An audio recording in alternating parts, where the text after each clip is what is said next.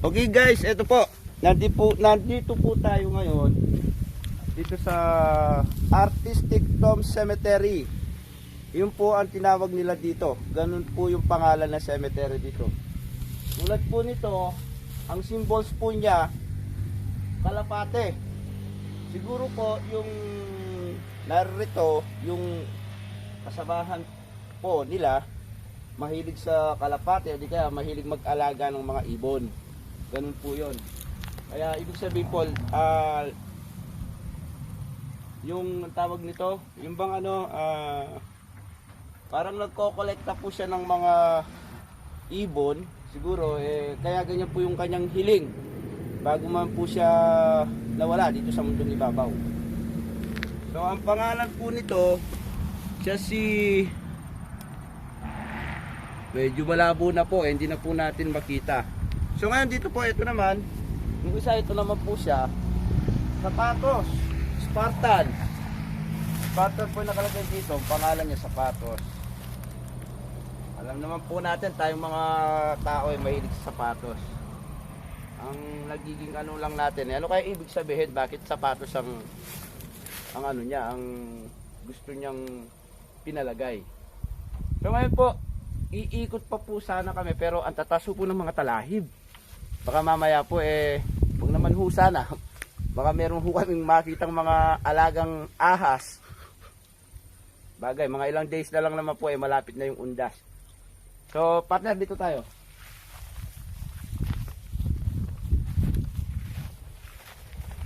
So guys, ito, isa po siyang truck na, Barko yan pare. barko ho ba? Barko ba to? Barko? Barko. So barko po, baka si man ho may ano dito, nagkikiyan po kami. Baka si man po yung nandyan, baka yan po yung kanyang gustong habilin sa kanyang mga mahal sa buhay. Andito pa po tayo. Ito naman po, isang helicopter. Yun po ang inano niya, feeling niya, helicopter. Ang pangalan po ng nakahimlay rito Biada Angiwot. So matanda na po siya. Napanganak po siya ng 1923. Namatay po siya ng 2015. So siguro si tatay, although kung lalaki man po ito or si nanay, baka isa po siyang miyembro ng AFP. Ganun po siguro yon. Kaya yun ang kanyang habilin, na ang kanyang himlayan isang helicopter. So ngayon, nandito po tayo. Ito po ang pinaka-latest ngayon. Ito po yung pinakamagandang gawa ngayon. Namatay pa lang po siya January 8, 2023. Si Lola Archag Bayawok Yao. So that means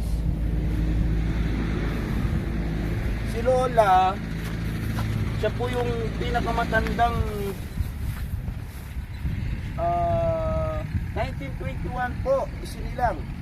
Si Lola Archag Bayawok Bayawok Yao.